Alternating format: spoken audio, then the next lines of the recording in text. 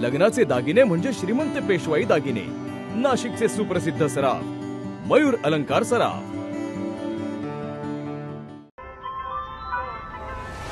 ताज्या बातम्यांसाठी नाशिक न्यूजच्या YouTube चॅनलला सबस्क्राइब करा आणि बेल आयकॉनला प्रेस करा।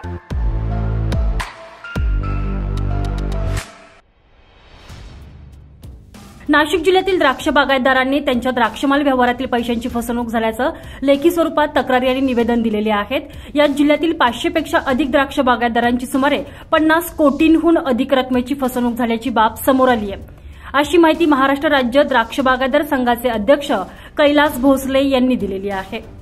दरम्यान कैलास भोसले यांनी उपमुख्यमंत्री अजित पवार यांची मुंबई येथे द्राक्ष बागायतदारांच्या विविध प्रश्नांसंदर्भात भेट घेतली होती। त्यामध्ये द्राक्ष बागायतदारांची देशांतर्गत व्यापारी तसेच निर्यातदारांकडून झालेल्या फसवणुकीची माहिती देण्यात आलेली आहे। त्यावर उपमुख्यमंत्री अजित पवार यांनी नाशिक परिक्षेत्राचे विशेष पोलीस महानिरीक्षक दत्तात्रय कराळे यांना या संदर्भात लक्ष घालून कारवाई करण्याचे निर्देश दिलेले आहेत। त्याचबरोबर कैलास भोसले यांच्यासह शिष्टमंडळाने दत्तात्रय कराळे यांची भेट घेऊन झालेल्या फसवणुकीच्या अनुषंगाने सविस्तर माहिती दिली। कराळे यांनी या संदर्भात सविस्तर माहिती प्राप्त करून द्राक्ष बागायतदारांच्या झालेल्या फसवणुकीबाबत विशेष पथक तयार करून कारवाई करण्याचं स्पष्ट केलेलं होतं। द्राक्ष बागायतदार संघाच्या वतीने द्राक्ष बागायतदारांना त्यांची झालेली फसवणूक यापूर्वी पोलीस ठाण्यात दिलेल्या तक्रार अर्ज आणि कागदपत्रांसह ओझर येथील कार्यालयात हजर राहण्याचं आवाहन केलेलं होतं। त्या अनुषंगाने नाशिक विभागातील सुमारे 500हून अधिक द्राक्ष बागायतदारांनी त्यांच्या द्राक्षमालाच्या व्यवहारातील फसवणुकीची लेखी तक्रार आणि यापूर्वी पोलीस ठाण्यात दिलेल्या तक्रार अर्जाची सविस्तर माहिती कार्यालयात दिलेली आहे। त्यातून नाशिक विभागातील सुमारे 500 द्राक्ष बागायतदारांची सुमारे 50 कोटी रुपयांची फसवणूक झाल्याचं समोर आल्याचं भोसले यांनी सांगितलंय। पुन्हा येथे 26 तारखेला द्राक्ष परिषदेसाठी उपमुख्यमंत्री अजितदादा पवार हे स्वतः आले होते आणि ते आल्यानंतर आम्ही विशेषतः त्यांच्या पुढे द्राक्षाच्या शेतकऱ्यांची व्यापाऱ्यांकडून कशा प्रकारे फसवणूक होते आणि लूट केली जाते, मग ते एक्सपोर्ट जे असेल किंवा लोकल जे असेल या संदर्भात आम्ही मागणी केली। त्यांनी त्या मागणीचा विचार करून पुढील 4 दिवसात 30 तारखेला मंत्रालयामध्ये मीटिंग लावली आणि ती मीटिंग लावल्यानंतर ती गोष्ट त्यांनी समजून घेतली कशा प्रकारे पैसे बुडवले जातात, एक्सपोर्ट असेल किंवा लोकल। काही शेतकऱ्यांकडे पुरावे असेल अगर नसेल आम्ही साहेबांना विनंती केली अजितदादांना का जशा प्रकारे दिगावकर साहेबांनी पोलिसी खाक्या दाखवून पैसे काढून दिले तशाच प्रकारे आता दादा तुम्ही आदेश द्या खाली आणि ते काढून द्यायचे प्रयत्न करा। त्यांनी आमच्या समोर फोन केला आणि जिथले आयजी दत्तात्रय कराळे साहेब यांना त्यांनी फोन करून सांगितलं का हे शेतकरी येऊन भेटतील, मग त्याच्यामध्ये माझं नाव दिलं स्वतःचं आणि विलास शिंदे हे भेटतील आणि त्यांचे सहकारी द्राक्ष बागायतदार संघ भेटतील। त्याच्यावर मीटिंग झाली आणि मीटिंग झाल्यानंतर त्यांनी सांगितलं की तुम्ही शेतकऱ्यांचे अर्ज जमा करा तुमच्याकडे द्राक्ष बागायतदार संघामध्ये, वेगवेगळी त्याची स्क्रुटिनी करून आणि त्याची टिप्पणी आम्हाला तयार करून द्या। त्यानुसार आम्ही एक टीम तयार करतो आणि ती टीम तयार करून त्या व्यापारी कुठं असेल त्याला आम्ही उचलून आणायची भूमिका घेतो आणि ज्या शेतकऱ्यांचे जे पुरावे असतील ते त्यांनी सगळे द्यावे असे त्यांनी सांगितलं आणि त्या प्रकारे मी माझ्या गावातील शेतकरी माझे एक्सपोर्ट अश्विनी इम्पेक्स या एक्सपोर्ट करके पैसे अटकलेले, तर माझे पैसे जवळपास आमच्या 16 जणांचा शेतकऱ्यांचा ग्रुप आहे, तर 1,40,00,000 रुपयाची एक सर्व रक्कम अटकलेली शेतकऱ्यांची।